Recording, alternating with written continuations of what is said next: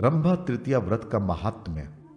भगवान श्री कृष्ण बोले, राजन, अब मैं सभी पापों के नाशक, पुत्र एवं सौभाग्यप्रद, सभी व्याधियों के उपशामक, पुण्य और सौख्य प्रदान करने वाले रंभा तृतीया व्रत का वर्णन करता हूं। यह व्रत सब पत्नियों से उत्पन्न क्लेश का शामक तथा ऐश्वर्य को प्रदान करने वाला है। भगवान शंकर ने देवी पार्वती की प्रसन्नता के लिए इस व्रत की जो विधि बतलाई है उसे ही मैं कहता हूं। श्रद्धालु स्त्री मार्गशीर्ष मास के शुक्ल पक्ष की तृतीया तिथि को प्रातः उठकर दंत धावन आदि से निवृत्त हो भक्ति पूर्वक उपवास का नियम ग्रहण करे।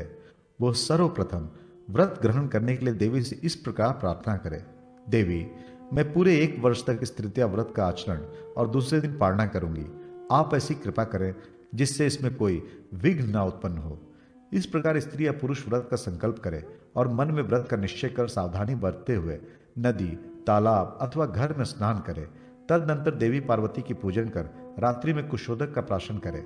दूसरे दिन प्रातःकाल विद्वान शिव भक्त ब्राह्मणों को भोजन कराए और दक्षिणा के रूप में सुवर्ण एवं लवण प्रदान करे। यथाशक्ति गौरीश्वर भगवान शिव को प्रयत्न पूर्वक भोग निवेदित करे। राजन, पौष मास की तृतीया में इस विधि से उपवास एवं पूजन कर रात्रि में गोमूत्र का प्राशन कर प्रभात काल में ब्राह्मणों को भोजन कराए और दक्षिणा के रूप में उन्हें अपनी शक्ति के अनुसार सोना तथा जीरक दे। इससे वाजपेय तथा अति रात्र यज्ञों का फल प्राप्त होता है और वह कल्प पर्यंत इंद्रलोक में निवास कर अंत में शिवलोक को प्राप्त करता है। माघ मास की शुक्ला तृतीया को सुदेवी नाम से भगवती पार्वती का पूजन कर रात्रि में गोमय का प्राशन कर अकेले ही सोए। प्रातः अपनी शक्ति के अनुसार केसर तथा सोना ब्राह्मणों को दान दे।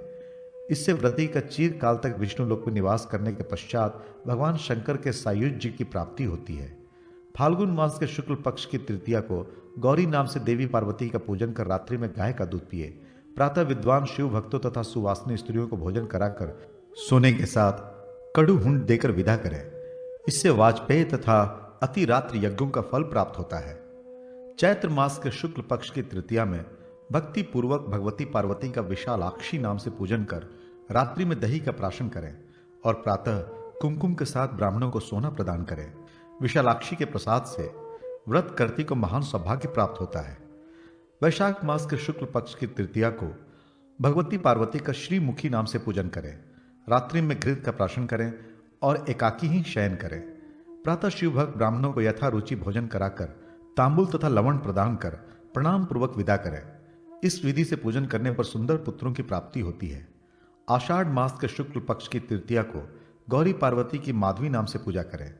तिलोदक का प्राशन करें। प्रातःकाल विप्रों को भोजन कराएं और दक्षिणा में गुड़ तथा सोना दें। इससे उसे शुभ लोक की प्राप्ति होती है। श्रावण मास के शुक्ल पक्ष की तृतीया को देवी पार्वती का श्रीदेवी नाम से पूजन कर गाय के सिंग का स्पर्श किया जल पिए। शिव भक्तों को भोजन कराकर सोना और फल दक्षिणा के रूप में दें। इससे व्रती सर्वलोकेश्वर होकर सभी कामनाओं को प्राप्त करता है। भाद्रपद मास के शुक्ल पक्ष की तृतीया को भगवती पार्वती का हर ताली नाम से पूजन करें। महिषी का दूध पिए। इससे अतुल सौभाग्य प्राप्त होता है और इस लोक में वो सुख भोग कर अंत में शिवलोक को प्राप्त करता है। अश्विन मास के शुक्ल पक्ष की तृतीया को देवी पार्वती का गिरिपुत्री नाम से पूजन कर तंडुल मिश्रित जल का प्राशन करें और दूसरे दिन प्रातः ब्राह्मणों को पूजन कर चंदन युक्त सुवर्ण दक्षिणा में दें। इससे सभी यज्ञों का फल प्राप्त होता है और वह गौरी लोक में प्रशंसित होता है। कार्तिक मास के शुक्ल पक्ष की तृतीया को देवी पार्वती का पद्मोपध्वा नाम से पूजन करके पंचगप प्राशन करें तथा रात्रि में जागरण करें। प्रभात काल में सपत्निक सदाचारी ब्राह्मणों को भोजन कराएं और माल्य, वस्त्र तथा अलंकारों से उन शिव भक्त ब्राह्मणों का पूजन करें। कुमारियों को भी भोजन कराएं। इस प्रकार वर्ष भर व्रत करने के पश्चात उद्यापन करना चाहिए। यथाशक्ति सोने की उमा महेश्वरी की प्रतिमा बनवाकर उन्हें एक सुंदर अलंकृत वितान युक्त मंडप में स्थापित कर सुगंधित द्रव्य, पत्र, पुष्प, फल, घृत पाक व नैवेद्य, दीपमाला, शर्करा, नारियल, दाडिम, बीज पूरक, जीरक, लवण, कुसुम, कुमकुम तथा मोदक युक्त ताम्र पात्र से देव देवेश की विधिवत पूजा कर अंत में क्षमा प्रार्थना एवं शंख आदि वाद्यों से ध्वनि करनी चाहिए। भगवान श्री कृष्ण जी बोले, राजन, इस विधि से देवी पार्वती का पूजन करने पर जो फल प्राप्त होता है उसका फल वर्णन करने में मैं भी समर्थ नहीं हूँ। वो पूर्वोक्त सभी फलों को प्राप्त करता है, सभी देवताओं के द्वारा पूजित होता है तथा 100 करोड़ कल्पों तक सभी कामनाओं का उपभोग करता हुआ अंत में शिव सायुज्य प्राप्त करता है। इसमें कोई संदेह नहीं। यह व्रत पहले रंभा के द्वारा किया गया था, इसलिए यह रंभा व्रत कहलाता है। सौभाग्य शयन व्रत की विधि। भगवान श्री कृष्ण बोले, महाराज, अब मैं सभी कामनाओं को पूर्ण करने वाले सौभाग्य शयन व्रत का वर्णन करता हूँ। जब प्रलय के पूर्व काल में भू भ्रुव स्वः आदि सभी लोग दग्ध हो गए, तब सभी प्राणियों का सौभाग्य एकत्र होकर वैकुंठ में भगवान विष्णु के वक्ष स्थल में स्थित हो गया। पुनः जब सृष्टि हुई, तब आधा सौभाग्य ब्रह्मा जी के पुत्र दक्ष प्रजापति ने पान कर लिया, जिससे उनका रूप, लावण्य, बल और तेज सबसे अधिक हो गया। शेष आधे सौभाग्य से इक्षु, स्वतराज, निष्पाव, सेम, राजी धान्य, शालीय अघनी, गोक्षिर तथा उसका विकार, कुसुम पुष्प, केसर, कुमकुम तथा लवण, ये 8 पदार्थ उत्पन्न हुए। इनका नाम सौभाग्याष्टक है। दक्ष प्रजापति ने पूर्व काल में जिस सौभाग्य का पान किया, उससे सती नाम की एक कन्या उत्पन्न हुई। सभी लोकों में उस कन्या का सौंदर्य अधिक था, इसी से उसका नाम सती एवं रूप में अतिशय लालित्य होने के कारण ललिता पड़ा। त्रिलोक सुंदरी इस कन्या का विवाह भगवान शंकर के साथ हुआ। जगन माता ललिता देवी की आराधना से भुक्ति, मुक्ति और स्वर्ग का राज आदि सब प्राप्त होते हैं। राजा युधिष्ठिर ने पूछा, भगवान, जगधात्री उन भगवती की आराधना का क्या विधान है, उसे आप बतलाएं। भगवान श्री कृष्ण बोले, महाराज, चैत्र मास के शुक्ल पक्ष की तृतीया को ललिता देवी का भगवान शंकर के साथ विवाह हुआ। उस दिन पूर्वाह्न में तिल मिश्रित जल से स्नान करें। पंचगव्य तथा चंदन मिश्रित जल के द्वारा गौरी और भगवान चंद्रशेखर की प्रतिमा को स्नान कराकर धूप, दीप, नैवेद्य तथा नाना प्रकार के फलों द्वारा उन दोनों की पूजा करें। इसके बाद इस प्रकार अंग पूजा करें। ओम पटलाय नमः, ओम शंभवे नमः, ऐसा कहकर पार्वती और शंभु के चरणों की, त्रियोगाय नमः, ओम शिवाय नमः से दोनों के गुल्फों की, विजयाय नमः, ओम भद्रेश्वराय नमः से दोनों के जानुओं की, ओम ईशान्याय नमः, ओम हरिकेशाय नमः से कटी प्रदेश की, ओम कुटवये नमः, ओम शूलिने नमः से कुक्षियों की, ओम मंगलाय नमः, ओम शर्वाय नमः से उदर की, ओम उमाय नमः, ओम रुद्राय नमः से कुच द्वय की, ओम अनंताय नमः, ओम त्रिपुरघ्नाय नमः से दोनों के हाथों की पूजा करें। ओम भवन्याय नमः, ओम भवाय नमः से दोनों के कंठ की, ओम गौरय नमः, ओम हराय नमः से दोनों के मुख की तथा ओम ललिताय नमः, ओम सर्वत्मने नमः से दोनों के मस्तक की पूजा करें।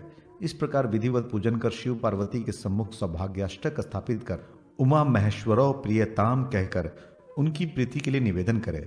उस रात्रि में गो श्रृंगोदक का प्राशन कर भूमि पर ही शयन करना चाहिए। प्रातः द्विज दंपत्ति की वस्त्र माला तथा अलंकारों से पूजा कर स्वर्ण निर्मित गौरी तथा भगवान शंकर की प्रतिमा के साथ वो सौभाग्याष्टक ललिता प्रियताम ऐसा कहकर ब्राह्मणों को दे दे। इस प्रकार 1 वर्ष तक प्रत्येक मास की तृतीया को पूजा करनी चाहिए।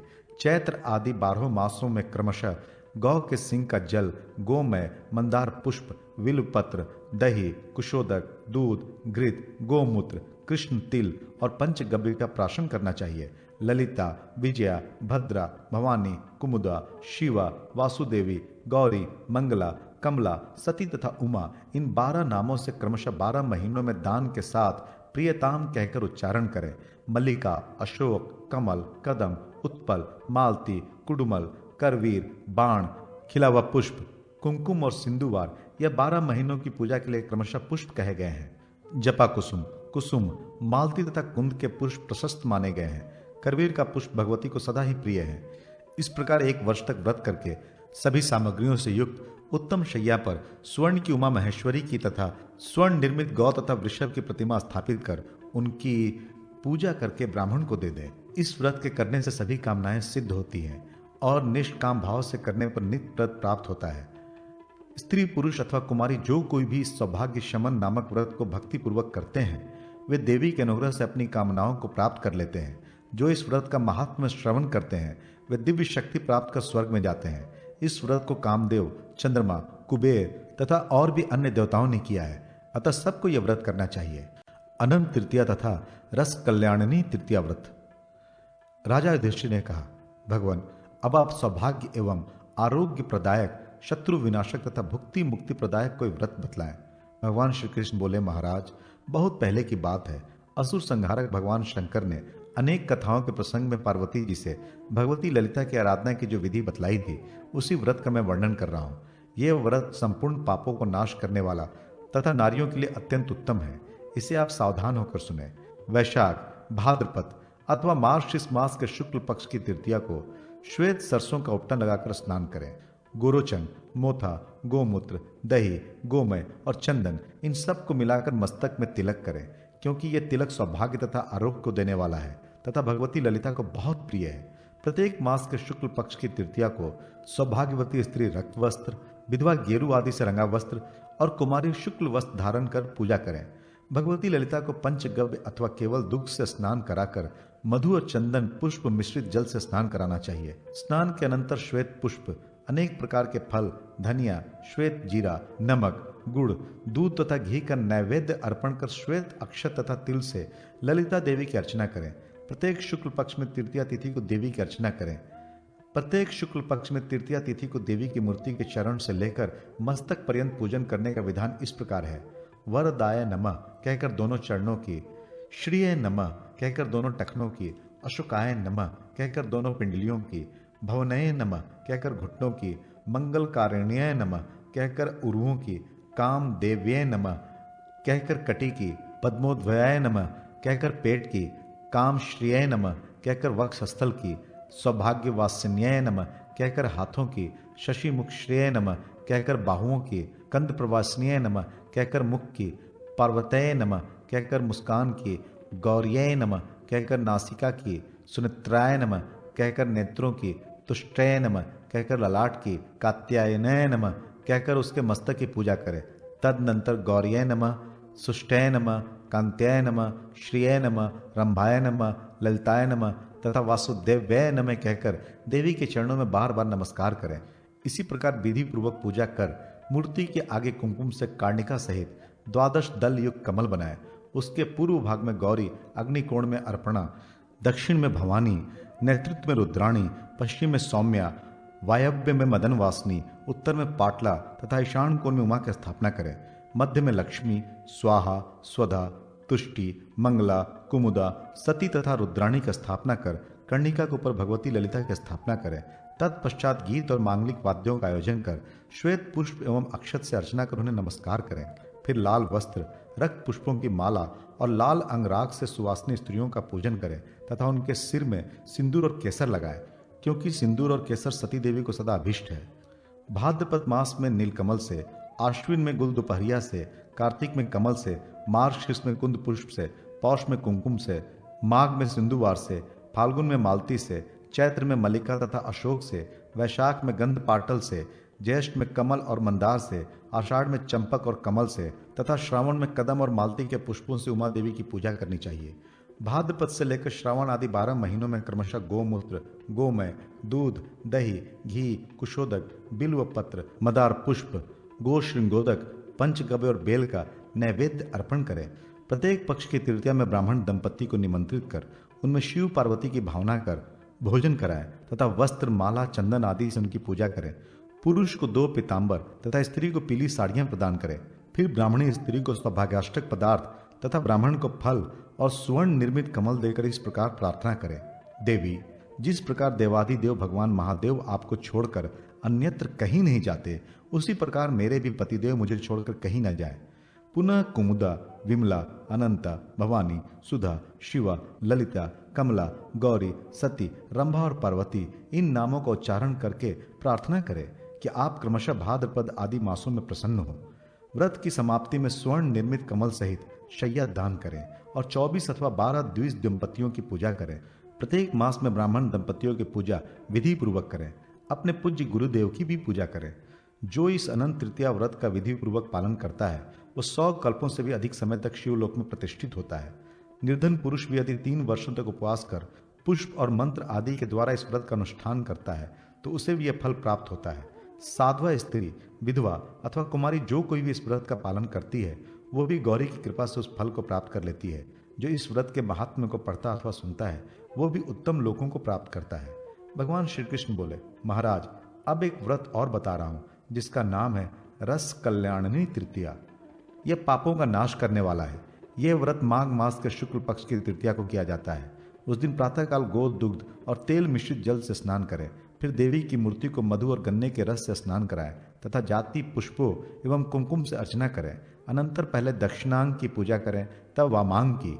अंग पूजा इस प्रकार करें, ललिताय नमः कहकर दोनों चरणों तथा दोनों टखनों की, सत्य नमः कहकर पिंडलियों और घुटनों की, श्रिय नमः कहकर उरुओं की, मदलसाय नमः कहकर कटी प्रदेश की, मदनाय नमः कहकर उदर की, मदन वासन्याय नमः कहकर दोनों स्तनों की, कुमुदाय नमः कहकर गर्दन की, माधवय नमः कहकर भुजाओं की तथा भुजा के अग्रभाग की, कमलाय नमः कहकर उपस्थ की, रुद्रनाय नमः कहकर भ्रू और ललाट की, शंकराय नमः कहकर पलकों की, विश्वसनाय नमः कहकर मुकुट की, कांतय नमः कहकर केशपास की, चक्रवधारण्य नमः कहकर नेत्रों की, पुष्टय नमः कहकर मुख की, उत्कंठय नमः कहकर कंठ की, अनंताय नमः कहकर दोनों कंधों की, रंभाय नमः कहकर वाम बाहों की, विशुकाय नमः कहकर दक्षिण बाहों की, मनमथाद्यय नमः कहकर हृदय की पूजा करें, फिर पाटलय नमः कहकर उन्हें बार बार नमस्कार करें। इस प्रकार प्रार्थना कर ब्राह्मण दंपत्ति की गंध माल्यादि से पूजा कर स्वर्ण कमल सहित जल पूर्ण घट प्रदान करें। इस विधि से प्रत्येक मास में पूजन करें और माघ आदि महीनों में क्रमशः लवण, गुड़, तेल, राई, मधु, पानक, जीरा, दूध, दही, घी, शाक, धनिया और शर्करा का त्याग करें। पूर्व कथित पदार्थों को उन मासों में नहीं खाना चाहिए।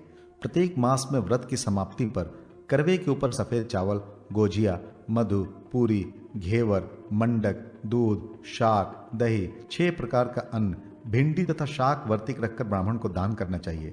माघ मास में पूजा के अंत में कुमुदा प्रियताम ये कहना चाहिए।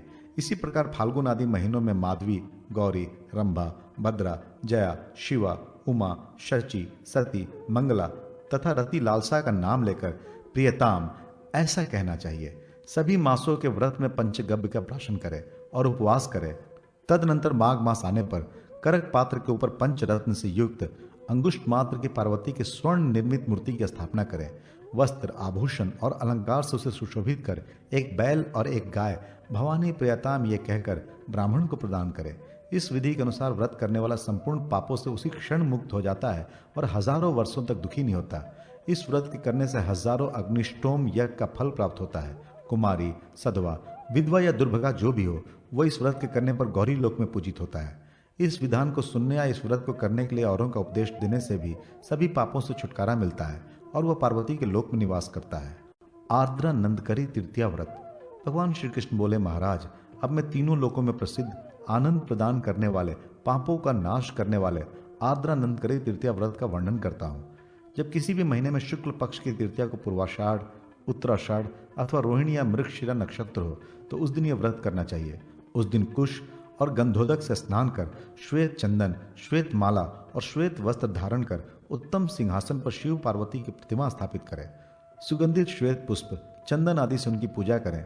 वासुदेव्याय नमः, शंकराय नमः से गौरी शंकर के दोनों चरणों की, शोक विनाशन्याय नमः, आनंदाय नमः से पिंडलियों की, रंभाय नमः, शिवाय नमः से ऊर की, आदित्याय नमः, शूलपाणीय नमः से कटी की, माधवय नमः, भवाय नमः से नाभि की, आनंद कारणीय नमः, इंद्रधारण्य नमः से दोनों स्तनों की, उत्कंठनीय नमः, नीलकंठाय नमः से कंठ की, उत्पल धारणीय नमः, रुद्राय नमः से दोनों हाथों की, परिरंभिणीय नमः, नृत्यशीलाय नमः से दोनों भुजाओं की, विलासिन्याय नमः, वृषेशाय नमः से मुख की, सस्मरशिलाय नमः, विश्ववक्त्राय नमः से मुस्कान की, मदन वासनीय नमः, विश्वधाम्नेय नमः से नेत्रों की, रतिप्रियाय नमः, तांडवेशाय नमः से भ्रुवों की, इंद्रनाय नमः, हव्यवाय नमः से ललाट की तथा स्वाहाय नमः, पंचशराय नमः कहकर मुकुट की पूजा करें।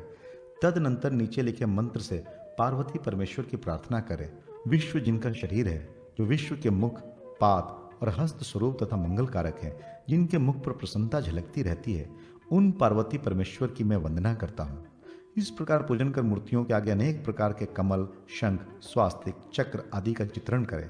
गोमूत्र, गोमय, दूध, दही, घी, कुशोदक, गोश्रृंगोदक, बिल्वपत्र, घड़े का जल, खस का जल, यवचूर्ण का जल तथा तिलोदक का क्रमशः मार्गशीर्ष आदि महीनों में प्राशन करें। अनंतर शयन करें। यह प्राशन प्रत्येक पक्ष की द्वितीया को करना चाहिए। भगवान उमा महेश्वर की पूजा के लिए सर्वत्र श्वेत पुष्प को श्रेष्ठ माना गया है। दान के समय यह मंत्र पढ़ना चाहिए। गौरी, नित्य मुझ पर प्रसन्न रहें। मंगला मेरे पापों का विनाश करें। ललिता मुझे सौभाग्य प्रदान करें और भवानी मुझे सब सिद्धियां प्रदान करें। वर्ष के अंत में लवण तथा गुड़ से परिपूर्ण घट, नेत्रपट, चंदन, 2 श्वेत वस्त्र, ईख और विभिन्न फलों के साथ स्वर्ण की शिव पार्वती की प्रतिमा सपत्नीक ब्राह्मण को दें और गौरी में प्रियताम ऐसा कहें। शैया दान भी करें। इस आर्द्रा नंदकरी तृतीया का व्रत करने से पुरुष शिवलोक में निवास करता है और इस लोक में धन, आयु, आरोग्य, ऐश्वर्य और सुख प्राप्त करता है। इस व्रत को करने वाले को कभी शोक नहीं होता। दोनों पक्षों में विधिवत पूजन सहित इस व्रत को करना चाहिए। ऐसा करने से रुद्राणी के लोक की प्राप्ति होती है। जो व्यक्ति इस विधान को सुनता और सुनाता है वह गंधर्वों से पूजित होता हुआ इंद्रलोक में निवास करता है। जो कोई स्त्री इस व्रत को करती है वह संसार के सभी सुखों को भोग कर अंत में अपने पति के साथ गौरी के लोक में निवास करती है। चैत्र, भाद्रपद और माघ शुक्ल तृतीया व्रत का विधान और फल। भगवान श्री कृष्ण बोले, महाराज अब आप चैत्र, भाद्रपद तथा माघ के शुक्ल तृतीया व्रतों के विषय में सुने। इन व्रतों से रूप, सौभाग्य तथा उत्तम पुत्र की प्राप्ति होती है। इस विषय में आप एक वृतांत सुने। भगवती पार्वती की जया और विजया नामक दो सखियां थीं। किसी समय मुनि कन्याओं ने उन दोनों से पूछा कि आप दोनों तो भगवती पार्वती के साथ सदा निवास करती हैं, आप सब ये बताएं कि किस दिन किन उपचारों और मंत्रों से पूजा करने से भगवती पार्वती प्रसन्न होती हैं। इस पर जया बोली, मैं सभी कामनाओं को सिद्ध करने वाले व्रत का वर्णन करती हूँ। चैत्र मास के शुक्ल पक्ष की तृतीया को प्रातःकाल उठकर दंत धावन आदि क्रियाओं से निवृत्त होकर इस व्रत के नियम को ग्रहण करें। कुमकुम, सिंदूर, रक्त वस्त्र, तांबुल आदि सौभाग्य के चिन्हों को धारण कर भक्ति पूर्वक देवी की पूजा करें। प्रथम अतिशय सुंदर एक मंडप बनवाकर उसके मध्य में एक मनोहर मणि जटित वेदी की रचना करें। एक हस्त प्रमाण का कुंड बनाए। तदनंतर स्नान कर उत्तम वस्त्र धारण कर देवताओं और पितरों की पूजा करें। देवी की मंडप में जाय और पार्वती, ललिता, गौरी, गांधारी, शांकरी, शिवा, उमा और सती इन 8 नामों से भगवती की पूजा करें। कुमकुम, कपूर, अगरू, चंदन आदि का लेपन करें। अनेक प्रकार के सुगंधित पुष्प चढ़ाकर धूप, दीप आदि उपचार अर्पण करें। लड्डू, अनेक प्रकार के अपूप तथा विभिन्न प्रकार के घृत पक्व नैवेद्य, जीरक, कुमकुम, नमक, ईख और ईख का रस, हल्दी, नारिकेल, आमलक, अनार, कुष्मांड, करकटी, नारंगी, कटहल, बिजौरा, नींबू आदि ऋतुफल भगवती को निवेदित करें।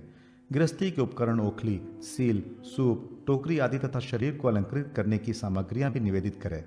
शंख, तूर्य, मृदंग आदि के शब्द और उत्तम गीतों के साथ महोत्सव करें।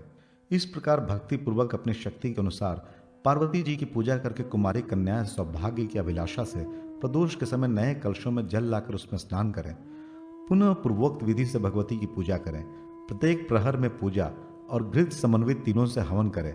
भगवती के सम्मुख पद्मासन लगाकर रात्रि जागरण करें। नृत्य से भगवान शंकर, गीत से भगवती पार्वती और भक्ति से सभी देवता प्रसन्न होते हैं।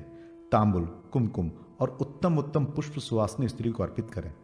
प्रातः स्नान के अनंतर पार्वती जी की पूजा कर गुड़, लवण, कुमकुम, कपूर, अगरू, चंदन आदि द्रव्यों से यथाशक्ति तुला दान करें और देवी से क्षमा प्रार्थना करें। ब्राह्मणों तथा सुवासिनी स्त्री को भोजन कराएं। नैवेद्य का वितरण करें। इससे उसका कर्म सफल हो जाता है। भाद्रपद मास के शुक्ल पक्ष की तृतीया को भी चैत्र तृतीया की भांति व्रत एवं पूजन करना चाहिए। इसमें सप्त धानियों से एक सूप में उमा की मूर्ति बनाकर पूजा करनी चाहिए तथा गोमूत्र प्राशन करना चाहिए। यह व्रत उत्तम सौंदर्य प्रदायक है।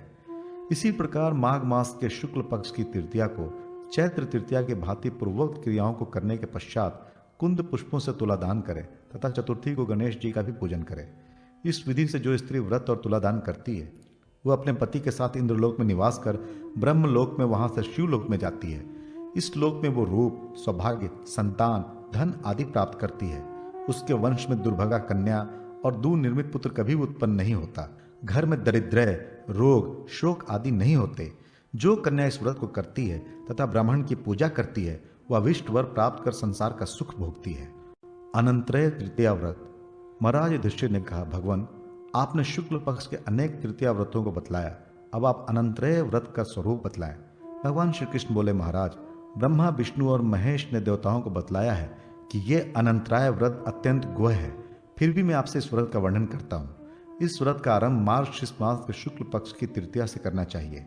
द्वितीया के दिन रात में व्रत कर तृतीया को उपवास करें। गंध पुष्प आदि से उमा देवी का पूजन कर शर्करा और पूरी का नैवेद्य समर्पित करें। स्वयं दही का प्राशन कर रात्रि में शयन करें। प्रातःकाल उठकर भक्तिपूर्वक ब्राह्मण दंपति को भोजन कराएं। इस विधि से जो स्त्री व्रत करती है वो संपूर्ण अश्वमेघ यज्ञ के फल को प्राप्त करती है। मार्गशीर्ष मास के शुक्ल पक्ष की तृतीया को भगवती कात्यायनी के पूजन में नारिकेल समर्पित कर दूध का प्राशन करें। काम क्रोध को त्याग कर रात्रि में शयन करें एवं प्रातः उठकर ब्राह्मण दंपति का पूजन करें। ऐसा करने से अनेक यज्ञों का फल प्राप्त होता है। पौष मास के शुक्ल पक्ष की तृतीया को उपवास कर गौरी का पूजन करें, लड्डू का नैवेद्य निवेदित करें और घृत का प्राशन कर शयन करें।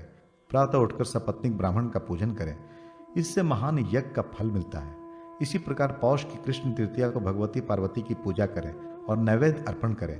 रात में पूरी और गोमय का प्राशन करना चाहिए। प्रातःकाल ब्राह्मण दंपत्ति का पूजन करें, इससे अश्वमेघ यज्ञ का फल प्राप्त होता है। माघ मास के शुक्ल पक्ष की तृतीया को भगवती पार्वती का सूर्य नायिका नाम से पूजन करके खाड़ और बिल्व का नैवेद्य समर्पित करें। कुशोदक का प्राशन कर जितेंद्र रहें, भूमि पर शयन करें। प्रातः ब्राह्मण दंपत्ति को भोजन कराएं, इससे स्वर्ण दान का फल मिलता है। इसी प्रकार माघ कृष्ण तृतीया को पवित्र होकर आर्य नाम से पार्वती की पूजन कर भक्ष्य पदार्थों का नैवेद्य समर्पित कर मधु का प्राशन करें। देवी के आगे शयन करें। दूसरे दिन भक्ति पूर्वक ब्राह्मण दंपत्ति का पूजन करें, इससे वाजपेयी यज्ञ का फल मिलता है। फाल्गुन मास के शुक्ल पक्ष की तृतीया को पवित्र होकर उपवास करें और देवी पार्वती का भद्रा नाम से पूजन कर कासार का नैवेद्य निवेदित करें। शर्करा का प्राशन कर रात्रि में शयन करें। प्रातःकाल सपत्नीक ब्राह्मण को भोजन कराएं, इससे सौत्रमणि याग का फल प्राप्त होता है। इसी प्रकार कृष्ण पक्ष की तृतीया में विशालाक्षी नाम से भगवती पार्वती का पूजन कर पूरी का भोग लगाएं। जल तथा चावल निवेदित कर भूमि पर शयन करें। प्रातःकाल सपत्नीक ब्राह्मण को भोजन कराएं, इससे अग्निष्ठोम यज्ञ का फल प्राप्त होता है। चैत्र मास के शुक्ल पक्ष की तृतीया को जितेंद्रिय और पवित्र होकर भगवती पार्वती का श्री नाम से पूजन करें। दही बड़ा का नैवेद्य निवेदित करें, बिल्व पत्र का प्राशन करें एवं देवी का ध्यान करते हुए विश्राम करें। प्रातःकाल भक्ति पूर्वक ब्राह्मण दंपत्ति की पूजा करें, इससे राजसूय यज्ञ का फल प्राप्त होता है। इस प्रकार कृष्ण द्वितीया को देवी की काली नाम से पूजा करें, अपूप का नैवेद्य निवेदित करें, पीठी का प्राशन करें और रात्रि में विश्राम करें। प्रातःकाल सपत्नीक ब्राह्मण को भोजन कराएं, इससे अतिरात्र यज्ञ का फल प्राप्त होता है। वैशाख मास के शुक्ल पक्ष की तृतीया को जितेंद्रिय होकर उपवास करें। भगवती पार्वती की चंडिका नाम से पूजा कर मधुक निवेदित करें। श्रीखंड चंदन से लिप्त कर देवी के सम्मुख विश्राम करें। प्रातःकाल सपत्नीक ब्राह्मण की पूजा करें, इससे चंद्रायण व्रत का फल मिलता है। ऐसे ही कृष्ण पक्ष की तृतीया को विमत्सर होकर उपवास करें। देवी की काल रात्रि नाम से गंध, पुष्प, धूप, दीप आदि से पूजा करें। घी तथा जौ के आटे से बना नैवेद्य निवेदित करें। तिल का प्राशन कर रात्रि में शयन करें। प्रातःकाल सपत्नीक ब्राह्मण को भोजन कराएं, इससे अतिकृष्ण व्रत का फल प्राप्त होता है। ज्येष्ठ मास के शुक्ल पक्ष की तृतीया को उपवास कर पार्वती की पूजा शुभ नाम से करें तथा आम्र फल का नैवेद्य निवेदित करें एवं आंवले का प्राशन कर गौरी का ध्यान करते हुए सुखपूर्वक सोएं। प्रातःकाल सपत्नीक ब्राह्मण को भोजन कराएं, इससे तीर्थ यात्रा का फल प्राप्त होता है। इसी प्रकार ज्येष्ठ कृष्ण तृतीया को सुवासिनी स्त्री उपवास करें। स्कंद माता की पूजा कर भोग लगाएं। पंचगव्य का प्राशन कर देवी के सामने शयन करें। प्रातःकाल ब्राह्मण दंपत्ति की पूजा करें, इससे कन्यादान का फल प्राप्त होता है। आषाढ़ मास के शुक्ल पक्ष की तृतीया को सती का पूजन कर दही का नैवेद्य समर्पित करें। गोर श्रृंग जल का प्राशन कर शयन करें। प्रातः ब्राह्मण दंपत्ति का पूजन करें, इससे कन्यादान का फल प्राप्त होता है।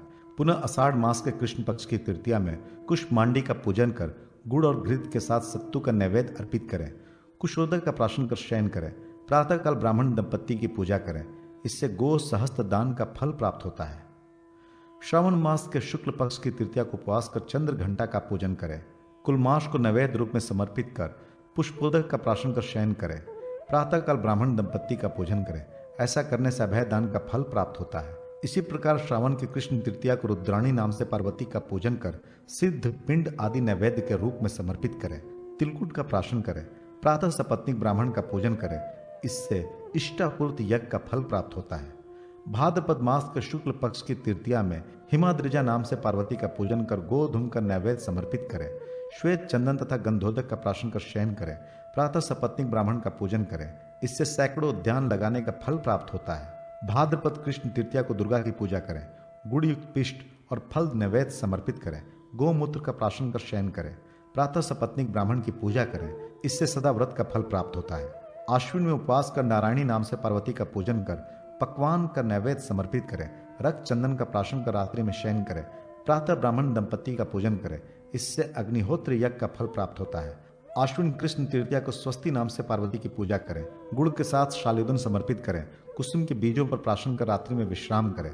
प्रातःकाल सपत्नीक ब्राह्मण को भोजन कराएं, इससे ग्वालिक, अन्न, घास आदि से दिन भर गो सेवा करने का फल प्राप्त होता है। कार्तिक मास के शुक्ल पक्ष की तृतीया को स्वाहा नाम से पार्वती का पूजन कर घृत, खाण और खीर का नैवेद्य समर्पित करें।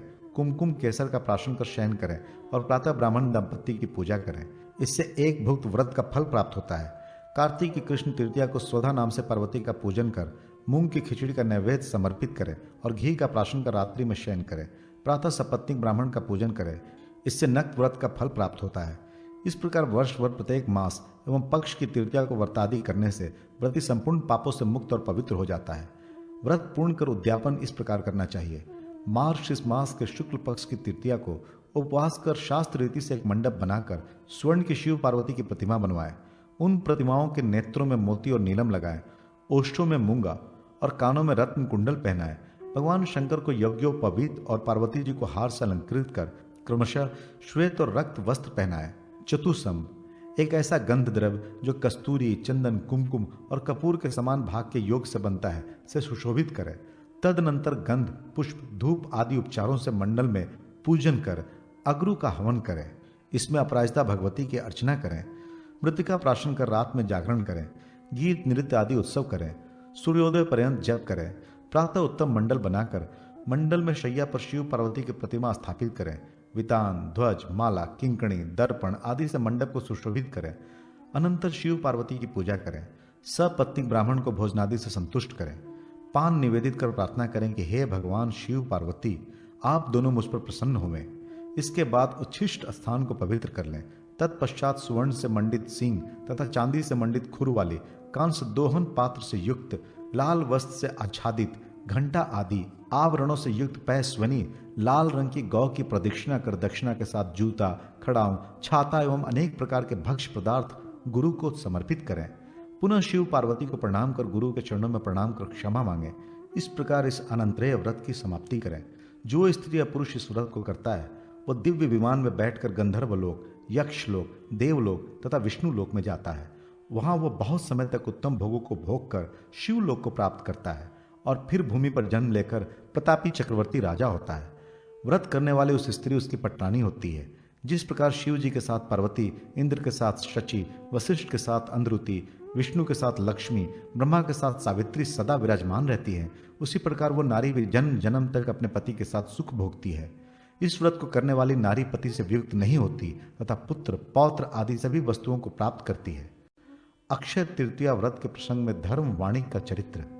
भगवान श्री कृष्ण बोले, महाराज, अब आप वैशाख मास के शुक्ल पक्ष की अक्षय तृतीया की कथा सुने। इस दिन स्नान, दान, जप, होम, स्वाध्याय, तर्पण आदि जो भी कर्म किए जाते हैं वे सब अक्षय हो जाते हैं। सत्युग का आरंभ इसी तिथि को हुआ था, इसलिए इसे कृत योगादि तृतीया भी कहते हैं। यह संपूर्ण पापों का नाश करने वाली एवं सभी सुखों को प्रदान करने वाली है। इस संबंध में एक आख्यान प्रसिद्ध है, आप उसे सुने। शाकल नगर में प्रिय और सत्यवादी, देवता और ब्राह्मणों का पूजक धर्म नामक एक धर्मात्मा वणिक रहता था। उसने एक दिन कथा प्रसंग में सुना कि यदि वैशाख शुक्ल की तृतीया रोहिणी नक्षत्र एवं बुधवार से युक्त हो तो उस दिन का दिया हुआ दान अक्षय हो जाता है। यह सुनकर उसने अक्षय तृतीया के दिन गंगा में अपने पितरों को तर्पण किया और घर आकर जल और अन्न से पूर्ण घट, सत्तू, दही, चना, गेहूं, गुड़, ईख, खाड़ और स्वर्ण श्रद्धापूर्वक ब्राह्मणों को दान दिया। कुटुंब में आसक्त रहने वाले उसकी स्त्री उसे बार बार रोकती थी, किंतु वह अक्षय तृतीया को अवश्य दान करता था। कुछ समय के बाद उसका देहांत हो गया। अगले जन्म में उसका जन्म द्वारका नगरी में हुआ और वह वहां का राजा बना। दान के प्रभाव से उसे ऐश्वर्य और धन की कोई सीमा न थी। उसने पुनः बड़ी बड़ी दक्षिणा वाले यज्ञ किए। वह ब्राह्मणों को गौ, भूमि, स्वर्ण आदि देता रहता था और दिन दुखियों को भी संतुष्ट करता था, किंतु उसके धन का कभी ह्रास नहीं होता था। यह उसके पूर्व जन्म में अक्षय तृतीया के दिन दान देने का फल था। महाराज, इस तृतीया का फल अक्षय है। अब इस व्रत का विधान सुने। सभी रस, अन्न, शहद, जल से भरे घड़े, तरह तरह के फल, जूता आदि तथा ग्रीष्म ऋतु में उपयुक्त सामग्री, अन्न, गौ, भूमि, स्वर्ण, वस्त्र, जो पदार्थ अपने को प्रिय और उत्तम लगे उन्हें ब्राह्मणों को देना चाहिए। यह अतिशय रहस्य की बात मैंने आपको बतलाई। इस तिथि में किए गए कर्म का क्षय नहीं होता, इसलिए मुनियों ने इसका नाम अक्षय तृतीया रखा है। शांति व्रत। भगवान श्री कृष्ण बोले, महाराज, अब मैं पंचमी कल्प में शांति व्रत का वर्णन करता हूँ। इसके करने से गृहस्थों को सब प्रकार की शांति मिलती है। कार्तिक मास के शुक्ल पक्ष की पंचमी से लेकर 1 वर्ष पर्यंत खट्टे पदार्थों का भोजन न करें। नक्त व्रत कर शेष नाग के ऊपर स्थित भगवान विष्णु का पूजन करें और निम्नलिखित मंत्रों से उनके अंगों की पूजन करें। ओम अनंताय नमः पादौ पूजयामी से भगवान विष्णु के दोनों पैरों की। ओम धृतराष्ट्राय नमः कटि पूजयामी से कटि प्रदेश की। ओम तक्षकाय नमः उंदर पूज्यामी से उदर देश की, ओम करकुटकाय नमः उरह पूज्यामी से हृदय की, ओम पद्माय नमः कर्णों पूज्यामी से दोनों कानों की, ओम महापद्माय नमः दोरयुंग पूज्यामी से दोनों भुजाओं की, ओम शंख पालाय नमः वक्ष पूज्यामी से वक्ष स्थल की, ओम कुलिकाय नमः शिरः पूज्यामी से उनके मस्तक की पूजा करें। तदनंतर मौन हो भगवान विष्णु को दूध से स्नान कराए, फिर दुग्ध और तिलों से हवन करें।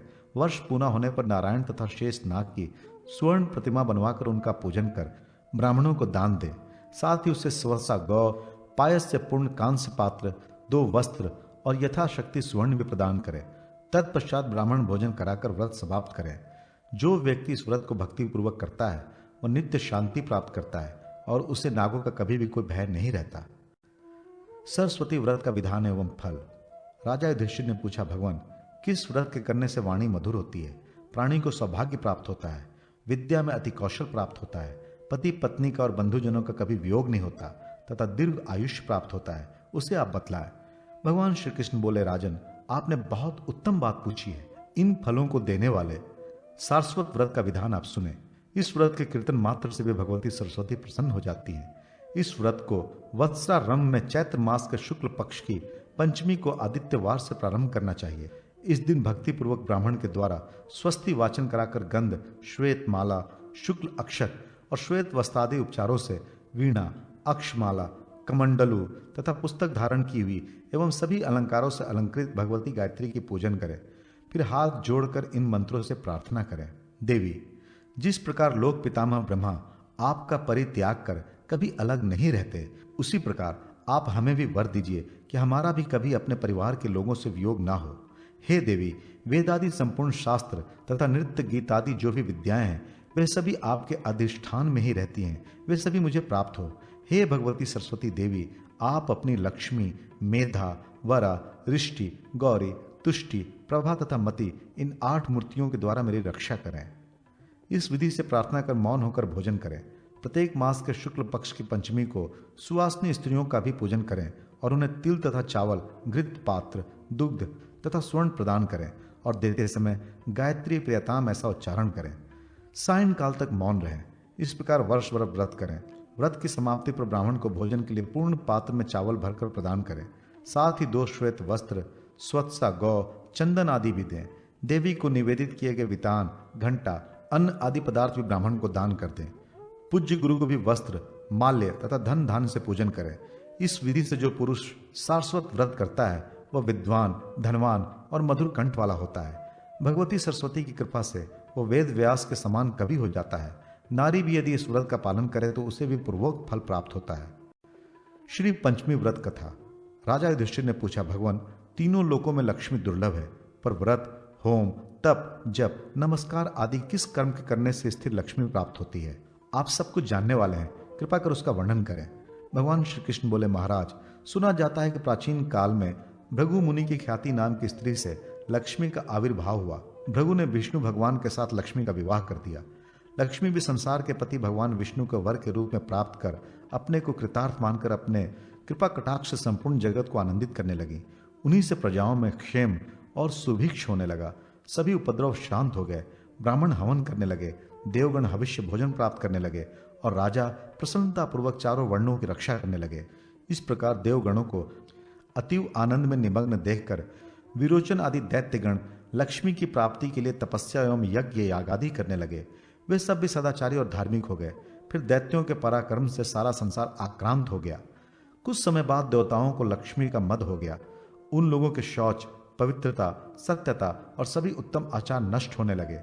देवताओं को सत्य आदि शील तथा पवित्रता से रहित देखकर लक्ष्मी दैत्यों के पास चली गई और देवगण श्री विहीन हो गए। दैत्यों को भी लक्ष्मी की प्राप्ति होते ही बहुत गर्व हो गया और दैत्यगण परस्पर कहने लगे कि मैं ही देवता हूँ, मैं ही यज्ञ हूँ, मैं ही ब्राह्मण हूँ, संपूर्ण जगत मेरा ही स्वरूप है। ब्रह्मा, विष्णु, इंद्र, चंद्र आदि सब मैं ही हूँ। इस प्रकार अतिशय अहंकार युक्त हो वे अनेक प्रकार का अनर्थ करने लगे। अहंकार मति दैत्यों की यह दशा देखकर व्याकुल हो वह भृगु कन्या भगवती लक्ष्मी क्षीर सागर में प्रविष्ट हो गई। क्षीर सागर में लक्ष्मी के प्रवेश करने से तीनों लोग श्रीविहीन होकर अत्यंत निस्तेज से हो गए। देवराज इंद्र ने अपने गुरु बृहस्पति से पूछा, महाराज कोई ऐसा व्रत बतलाएं जिसका अनुष्ठान करने से पुनः स्थिर लक्ष्मी की प्राप्ति हो जाए। देवगुरु बृहस्पति बोले, देवेंद्र, मैं इस संबंध में आपको अत्यंत गोपनीय श्री पंचमी व्रत का विधान बतलाता हूँ। इसके करने से आपका अभिष्ट सिद्ध होगा। ऐसा कहकर देवगुरु बृहस्पति ने देवराज इंद्र को श्री पंचमी व्रत का सांगोपांग विधि बतलाई। तदनुसार इंद्र ने उसका विधिवत आचरण किया। इंद्र को व्रत करते देखकर विष्णु आदि सभी देवता, दैत्य, दानव, गंधर्व, यक्ष, राक्षस, सिद्ध, विद्याधर, नाग, ब्राह्मण, ऋषिगण तथा राजागण भी ये व्रत करने लगे। कुछ काल के अनंतर व्रत समाप्त कर उत्तम बल और तेज पाकर सबने विचार किया कि समुद्र को मत कर लक्ष्मी और अमृत को ग्रहण करना चाहिए। ये विचार कर देवता और असुर मंदर पर्वत को मथानी और वासु की नाक को रस्सी बनाकर समुद्र मंथन करने लगे। फलस्वरूप सर्वप्रथम शीतल किरणों वाले अति उज्ज्वल चंद्रमा प्रकट हुए। फिर देवी लक्ष्मी का प्रादुर्भाव हुआ। लक्ष्मी की कृपा कटाक्ष को पाकर सभी देवता और दैत्य परम आनंदित हो गए। भगवती लक्ष्मी ने भगवान विष्णु के वक्ष स्थल का आश्रय ग्रहण किया। भगवान विष्णु ने इस व्रत को किया था। फलस्वरूप लक्ष्मी ने इसका वरण किया। इंद्र ने राजस भाव से व्रत किया था, इसलिए उन्होंने त्रिभुवन का राज्य प्राप्त किया। दैत्यों ने तामस भाव से व्रत किया था, इसलिए ऐश्वर्य पाकर भी वे ऐश्वर्यहीन हो गए। महाराज, इस प्रकार इस व्रत के प्रभाव से श्री विहीन संपूर्ण जगत फिर से श्रीयुक्त हो गया। महाराज युधिष्ठिर ने पूछा, यह दुत्तम, यह श्री पंचमी व्रत किस विधि से किया जाता है? कब से यह प्रारंभ होता है और इसकी पालना कब होती है? आप इसे बताने की कृपा करें। भगवान श्री कृष्ण बोले, महाराज, ये व्रत मार्गशीर्ष मास के शुक्ल पक्ष की पंचमी को करना चाहिए। प्रातः उठकर शौच, दंत धावन आदि से निर्वृत्त हो व्रत के नियम को धारण करें। फिर नदी में अथवा घर पर ही स्नान करें। 2 वस्त्र धारण कर देवता और पितरों का पूजन तर्पण कर घर आकर लक्ष्मी का पूजन करें। स्वर्ण, चांदी, ताम्र, आरकूट, काष्ठ की अथवा चित्रपट में भगवती लक्ष्मी की ऐसी प्रतिमा बनवाएं जो कमल पर विराजमान हो, हाथ में कमल पुष्प धारण किए हो, सभी आभूषणों से अलंकृत हो, उनके लोचन कमल के समान हो और उन्हें 4 श्वेत हाथी स्वर्ण के कलशों के जल से स्नान करा रहे हों। इस प्रकार की भगवती लक्ष्मी की प्रतिमा की निम्नलिखित नाम मंत्रों से ऋतुकलाद्भुत पुष्पों द्वारा अंग पूजा करें। मंत्रों से पैर से लेकर सिर तक की पूजा करें। इस प्रकार प्रत्येक अंगों की भक्ति पूर्वक पूजा कर अंकुरित विविध धान्य और अनेक प्रकार के फल नैवेद्य में देवी को निवेदित करें। तदनंतर पुष्प और कुमकुम आदि से सुवासिनी स्त्रियों का पूजन कर उन्हें मधुर भोजन कराएं और प्रणाम कर विदा करें। 1 सेर भर चावल और घृत से भरा पात्र ब्राह्मण को देकर श्री शह संप्रियताम इस प्रकार कहकर प्रार्थना करें। इस तरह पूजन कर मौन हो भोजन करें। प्रति मास से व्रत करें और श्री लक्ष्मी, कमला, संपत, रमा, नारायणी, पद्मा, ध्रुति, स्थिति, पुष्टि, रिद्धि तथा सिद्धि इन 12 नामों से क्रमशः 12 महीनों में भगवती लक्ष्मी की पूजा करें और पूजन के अंत में प्रियताम ऐसा उच्चारण करें। 12वें महीने के पंचमी को वस्त्र से उत्तम मंडप बनाकर गंध पुष्पादि से उसे अलंकृत कर उसके मध्य शैया पर उपकरणों सहित भगवती लक्ष्मी की मूर्ति स्थापित करें। 8 मोती, नेत्रपट, सप्तधान, खड़ाऊं, जूता, छाता, अनेक प्रकार के पात्र और आसन वहां उपस्थापित करें। तदनंतर लक्ष्मी का पूजन कर वेद वेता और सदाचार संपन्न ब्राह्मण को स्वत्सा गौ सहित ये सब सामग्री प्रदान करें। यथाशक्ति ब्राह्मणों को भोजन कराकर उन्हें दक्षिणा दें। अंत में भगवती लक्ष्मी से रिद्धि की कामना से इस प्रकार प्रार्थना करें, हे देवी, आप क्षीर सागर के मंथन से उद्भूत हैं। भगवान विष्णु का वक्ष स्थल आपका अधिष्ठान है। आप सभी कामनाओं को प्रदान करने वाली हैं, अतः आप मुझे भी रिद्धि प्रदान करें। आपको नमस्कार है। जो इस विधि से श्री पंचमी का व्रत करता है वह अपने 21 कुलों के साथ लक्ष्मी लोक में निवास करता है। जो सौभाग्यवती स्त्री इस व्रत को करती है वो सौभाग्य, रूप, संतान और धन से संपन्न हो जाती है तथा पति को अत्यंत प्रिय होती है।